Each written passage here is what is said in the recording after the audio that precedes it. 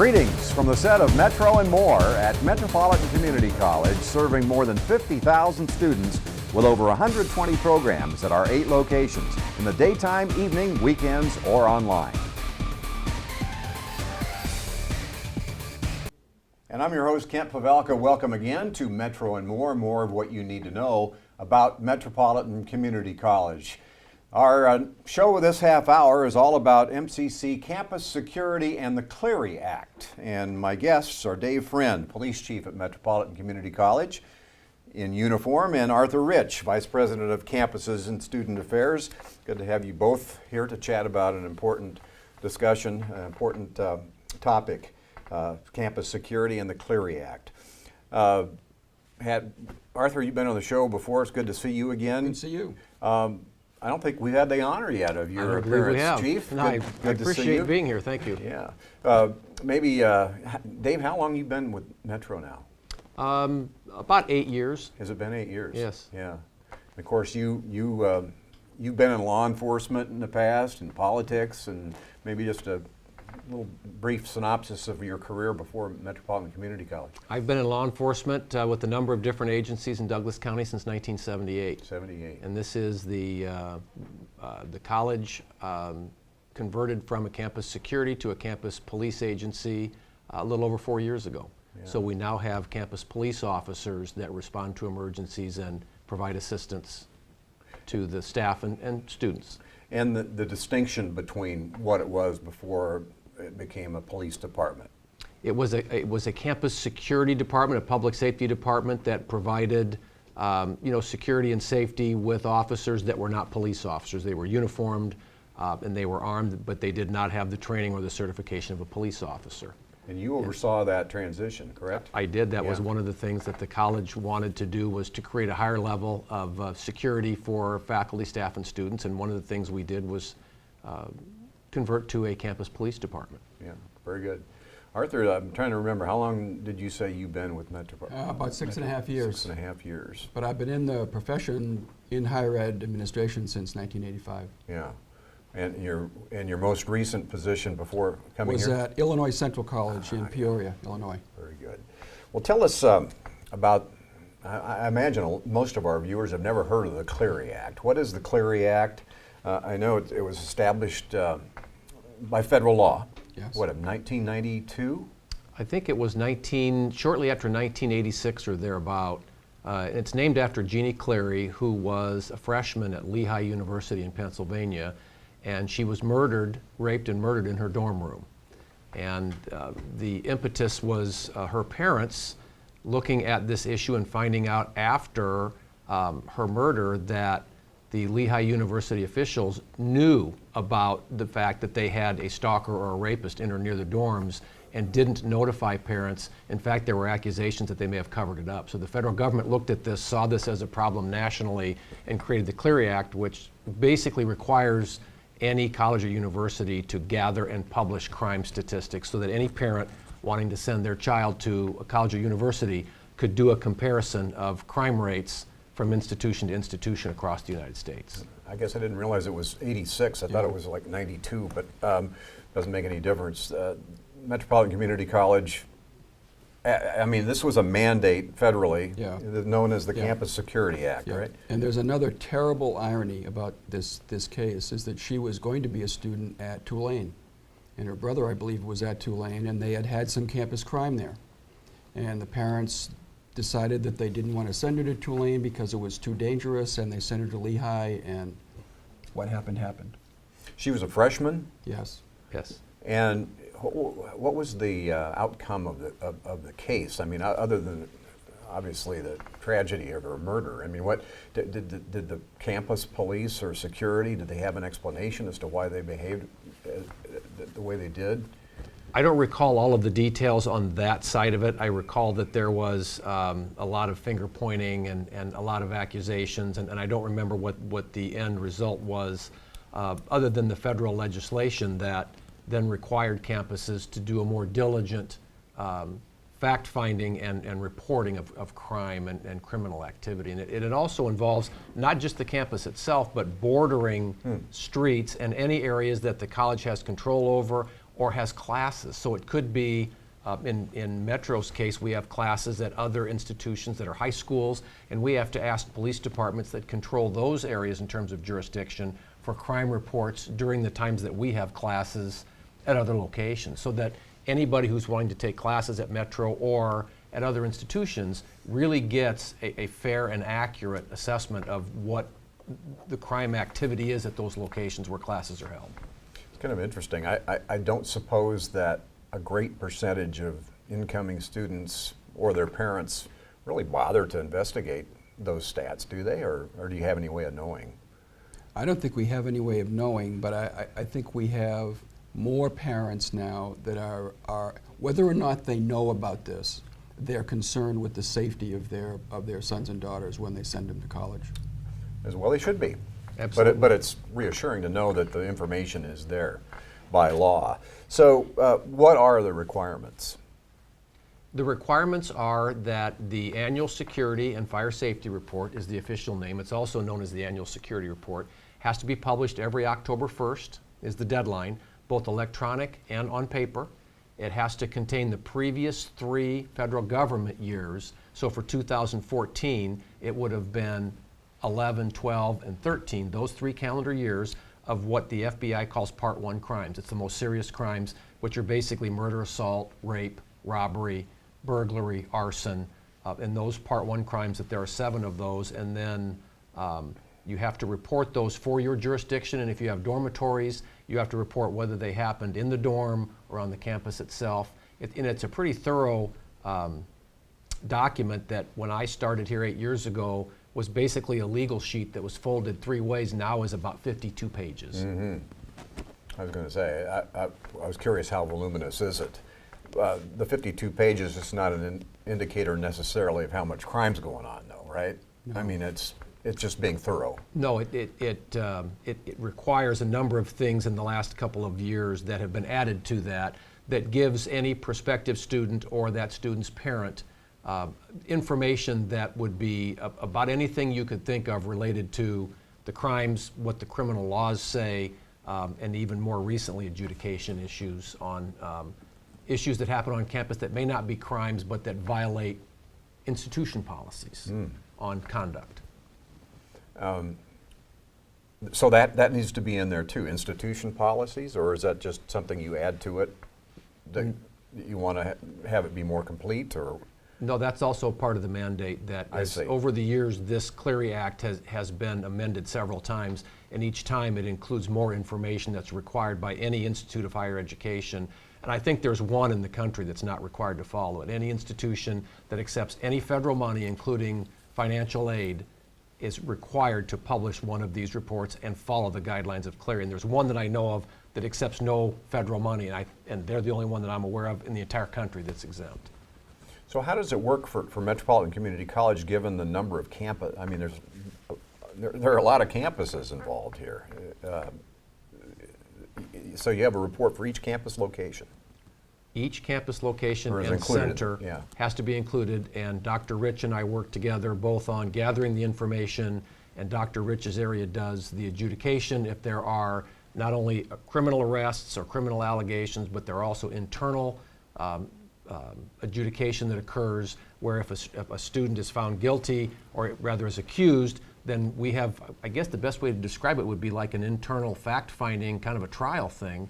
And it's probably, we really kind of consider them quasi-judicial. I mean, it's our conduct process almost everywhere around the country we see as developmental, with the outcome being a change in student behavior occasionally, and with the kinds of things that are implicated by the new provisions of the Clery Act.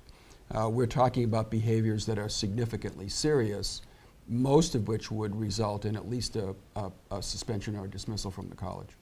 You talk about new provisions of the Clery Act. Has it New been? provisions of the Clery Act, yes. So the Clery Act has been amended and changed in terms of its requirements, or what?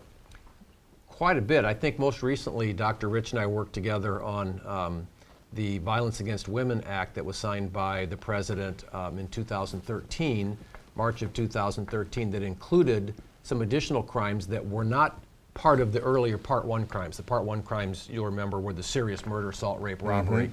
And this included crimes that are generally associated with either stalking, dating violence, domestic violence, and those types of things. So there have been additional crimes that we now have to track, and what has really become an issue more recently that has added more pages, and these are all positives, are the educational process that Dr. Rich's area now handles for all incoming students, and all new hire faculty and staff have to be made aware of the sexual assault prevention programs. It's an educational program that each institution is required to offer to any incoming student or new hire employee, so that they can, if they desire, they can take this prevention program to learn how not to be a victim, if you will, how to avoid becoming a victim. Tell us about what that opportunity entails for. Well, we went out and worked with the Women's Center for Advancement, and they prepared a PowerPoint for us that is available now on our website. But it will also, we're also working on an online orientation that all new students will participate in, and there's a link to that particular PowerPoint off that orientation. So the intent here is that all new incoming students will have the opportunity to have that training. I think we've got some of those PowerPoint slides that we can share. Sure. Let's do that, because that's important. And this is primarily focused on violence against women? Correct. Yeah. Well, let me clarify. It really is a Title IX issue, and so it deals with, as David suggested, domestic violence, dating violence, stalking, and sexual assault. And as we know, men can be victims Sure. of those things as well. But it's interesting, you talk about domestic violence, for example. Some people might say, what does that have to do with campus? I mean, intrinsically, the definition domestic means at home, right? Well, domestic really means in a relationship that is involved something, a physical type relationship, a dating or physical relationship. And many institutions have had those types of issues in dormitories. And that is one of the biggest areas where you find these kinds of issues occurring, are in dormitories in institutions that have those dormitories. And so Metro's been very lucky that we have not had those issues here. I'd like to think it's in part because we've done a really good job, but it's also in part because we don't have the dormitory population Right. that larger schools like the University of Nebraska-Lincoln would have, for example. We have a different challenge. Ours is that we have many smaller locations throughout a four-county area, and we have to coordinate and collaborate with those law enforcement agencies in those areas to collect information that may be reported on the boundaries of our locations. So we have, 7, 8, 9 locations Yeah. that occur in 4 counties that we have to also collect information and report, and then adjudicate. If something happens, then that falls to Dr. Rich's area. How far outside the boundaries of the campuses are we talking about that information's got to be collected? Well, for a fixed campus, it's basically on any adjoining street up to and including, and this is the federal regulation or definition, the middle of the road. So for example, at Fort Omaha, the west side of 30th Street, the middle of the road to the west. So if you just drew, and we put those in our annual security report, we put maps that shows a picture or a drawing of the location, and then the Clery boundaries are drawn on, so you can look right on there and see exactly where it needs to be, what we have to report, rather. I think a couple of things are important to discuss here and emphasize. One would be the degree to which the college is proactive in the interest of all of this. You want to jump in there? Well, I mean, one of the things I can share is I've been a number of institutions, and the quality of the policing that we get from our folks we're a blended force, but we have a significant number of sworn officers, and the quality of the protection that we get from those folks is superior, and I think that contributes to the fact that we don't have a whole lot of issues occurring on our campuses or centers. That was the second thing I thought I'd mention is important to focus on is, what is reality in terms of campus safety at Metropolitan Community College? Can you quantify that, or We have the types of issues that you would expect to find anywhere that there are gatherings of people and lots of cars parked. The biggest issue that we may have is an occasional, someone left their car unlocked, or someone's car may have been broken into and something taken. But really, based on the number of people, the size of the institution, and the breadth of the number of locations we really have a considerably less amount than the average city of this size in terms of any types of criminal activities. And we've never really had any serious criminal activities, knock on wood. Yes.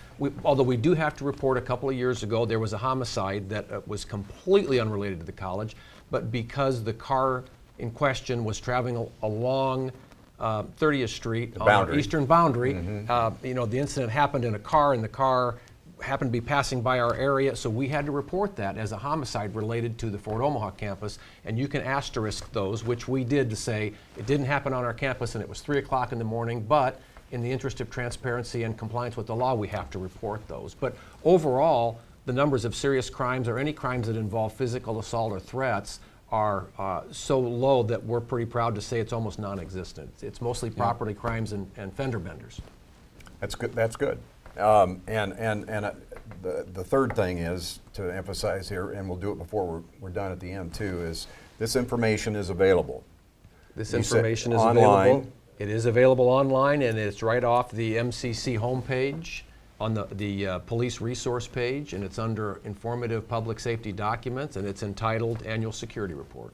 And if people so choose, can they come to a campus location and look at this? Yes, the federal law requires that not only do we make it available electronically, but if someone does come and ask, prospective student or parent, or just an interested person who may want to attend down the road, if they want a copy of that in paper, we produce that for them. And we've worked with Dr. Rich's area in student services and campus affairs to make sure that if someone does come in, we have a copy, and if we don't have one, wait right here just a minute and we will bring you one. Yep, We want to make sure that we're in compliance, because simply not being able to produce that could result in a violation, and each violation can result in up to a fine of $35,000, which is then reduced from our federal financial aid monies. So the federal government, if you violate this, is going to get their fine money from you, certainly. Sure.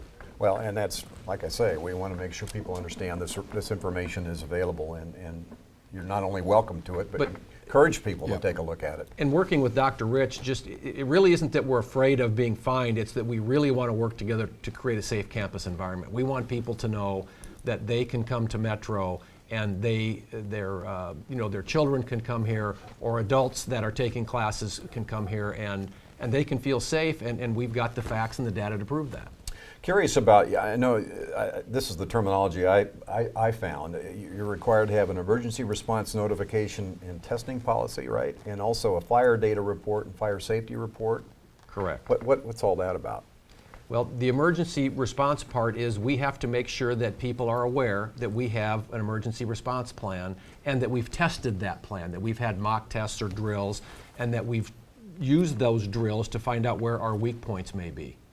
And you have to do that, and you have to publish it in your annual security report when you did it and what it was. And what is it? I mean, well, the last one that we used was a part of a tornado drill, or a response you can use. We've done active shooter scenarios where our people have trained with the student services people that report to Dr. Rich, or we've used our paramedic training program to help them respond or know how to respond to an emergency incident where there's an active shooter and potentially multiple people are injured by this. And our police department works with them to do, basically it's training. It's training so that if the event occurs, the first time you respond to it won't be an actual event, so that you can sit down later and try to find out, or through a hot wash, if you will, how can we do this better down the road, and where are our gaps at? And the fire safety part that you asked had to do with dorms. If you have dormitories, then you have to list the type of fire systems you have, if they're monitored, if you have sprinklers, what your evacuation policy is, and those apply specifically to the dormitory areas, not the buildings themselves. so that's not an issue. It's not an issue except in the dormitories. And right now, we do not have any residential beds on any of our facilities. Correct. How often is the protocol revisited? Either mandated by the law or just because you want to stay fresh? Well, we do it annually as mandated by the law, but we have probably quarterly training drills of one kind or another, and we try to incorporate them with other areas within the college, especially the learning areas, whether it's criminal justice students or most recently the paramedic group, because what they needed to add to their training was to teach the paramedics how to respond to multiple casualties like that. So we try to do it quarterly with the paramedic program so that it's a learning experience for both sides, and then the other parts of the institution, whether it's facilities or student services, at least have an idea of what to expect from us in terms of what our response looks like. Talking about Metropolitan Community College campus safety and the Clery Act, I think folks would find it interesting to know how you do all this at all these different locations. How many police officers, and how do you coordinate them, and how do they work?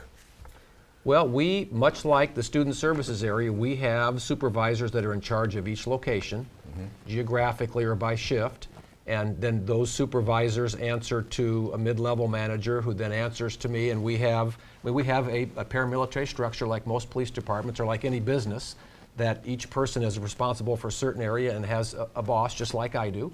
And we have people stationed at all of our locations, some of them around the clock, some of them when the locations are open. And we do it based on what we see as need. We talk to the student services and campus affairs people to ask them what they think they need, because those folks are there anytime the institution is open. So we work together collaboratively to determine where our needs are, and then try to staff based on those needs. And it's a very, very good and close working relationship between the student affairs folks and Dave's officers. I mean, the campus folks know the officers who work on their campus or center, and they build relationships with them. And I assume that the flow of all this, how many officers might be at a given campus, it's a dynamic kind of a proposition, changes from time to time, and you make adjustments here and there? It can change. It's based on workload. It's based on the number of calls that we get, the events that we know are going on. Metro is a wonderful sponsor of many, many different events, and I know you've had a lot of those folks on your program. So as we have events, we move people around to staff those events and needs of what occurs. And so we're pretty dynamic in terms of moving our people where they need to be based on the demand. What more do you want the public to know about campus security and safety and the Clery Act at Metropolitan One of the Community things College? that we've worked with the campus and student affairs folks on is how to get the information out, and they've worked with us over the years to help develop an emergency response notification system. So the best system you can have, and we've worked with those folks to make sure that the message works, is multiple layers that sends out the same message to a number of different places.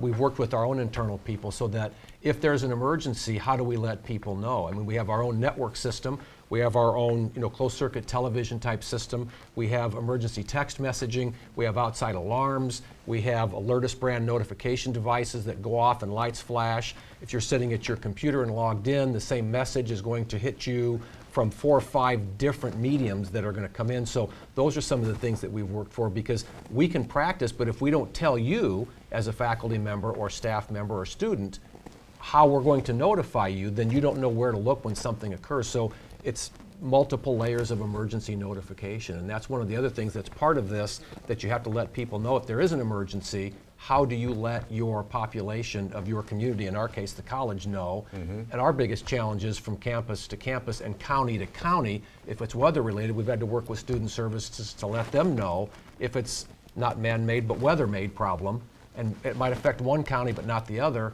That's the biggest challenge that we've faced recently, is dealing with weather emergencies that impact one county and not the other.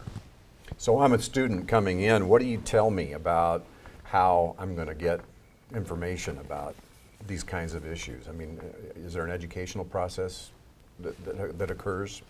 Well, those things, a lot of those things will be in the new orientation that we're doing, but they're visibly available around our campuses. They're posted. They're on our website. They're on our MyWay site. So there are multiple places where students will see these things. And we've also worked with Dr. Rich's area and the academic area to create a Students' Right to Know webpage, and we give them a link. Every time a new student registers, every quarter they get an email from me and from the Student Right to Know people that says, here's all the information you need to know about emergency, crime reporting, and it's a significant amount of information, but we send that, and we get some students who say, this is my 3rd or 4th quarter here in a row, and you keep sending it to me over and over. And our answer is, we'd rather give it to you too often than not enough. Sure. So what do you recommend? I mean, what's the policy regarding an event that occurs? I'm a student or I'm a faculty member or a staff member. I mean, 911 or what do we do to report an incident or an issue? We tell people, use your best judgment. The vast majority of our students are adults, and they can either call 911 or they can call the campus police department. The nice thing is the way our system is set up, thanks to our IT folks, if you dial 911 from any college phone, we get notification in the police department, the campus police department. We know you've called 911. So we know, as the 911 operators know when they get the call, and we can listen in on the call so that we know what the emergency is at the same time the call is being made. And we just tell people, if you do call 911 from your own cell phone, please don't forget to notify the campus police so that we can be aware of it too. So it's like dusting your furniture. It's a constant maintenance issue, reminding people of what information, where the information is for emergencies and how to make sure they keep us involved so that we are aware of what's going on. It's a constant maintenance issue for us. Probably ought to give that number out then. How do I get a hold of campus security? You can call the campus police by calling 457, it's a 402 area code, 457-2222. Okay. And our phone switch gear, if you call from a landline, will automatically send you to that campus police office. And if you're calling from your cell phone, it'll ask you for the Fort Omaha office, press 1. Oh, yeah. South Omaha, press 2. I recorded that. You did record that. So when someone calls, it auto forwards them or asks them to select one, and it sends them then to the office that they would need to contact. This is great. Have I not asked anything? Is there anything about this whole, because this is so important, security, campus safety, compliance with, and wanting to comply with the mandates of the Clery Act. Anything else we need to share? I think maybe just the adjudication part that Dr. Rich's office deals with. They have the responsibility, and it's a big responsibility to deal with, and those can be difficult. I would say it's an important responsibility, and as Dave's already suggested a couple of times, we don't deal with that many cases of student misconduct here at Metropolitan Community College, and I can't tell you why. Dave's correct that compared to other large metropolitan institutions, we have very few incidents where my deans and directors are getting into that conduct code process that deals with students. And frankly, when we do, we have a formal process, but most often it's a conversation that we have with students that results in a mutually agreeable outcome, whatever that outcome might be, that is in the best interest of the student and the campus and the college. Perhaps the unconventional, student demographic. I mean, more of adult I think that population. I think that's a big part of it. We don't have your typical 18 or 19-year-old who's moving away from home for the first year and is unrestricted or unrestrained because mom and dad aren't there. But I'd like to think that one of the reasons we've had such success is working with Dr. Rich and our threat assessment team. We have a threat assessment team that when we find a student, or even maybe an employee, we haven't had an employee yet, but if we find a student that is a problem, we try to intervene and not just eject the problem, but work with them to set up goals to keep them successful, because that's what then reduces the potential of having an issue where that person feels like they've got nothing else other than to act out in a way that harms somebody else, up to and including a campus shooter. So our threat assessment team has worked together, thankfully not a lot, but when we've done it, we've been able to diffuse situations and give people something to work for that's a positive, rather than just eject them from the institution. Very well. MCC, campus security, and the Clery Act. Gentlemen, thank you very much for the update. And thank you again for being with us on Metro and More. Our goal is to better acquaint you with the mission, the leadership, and the reach of the college. I'm Kent Pavelka for Metropolitan Community College.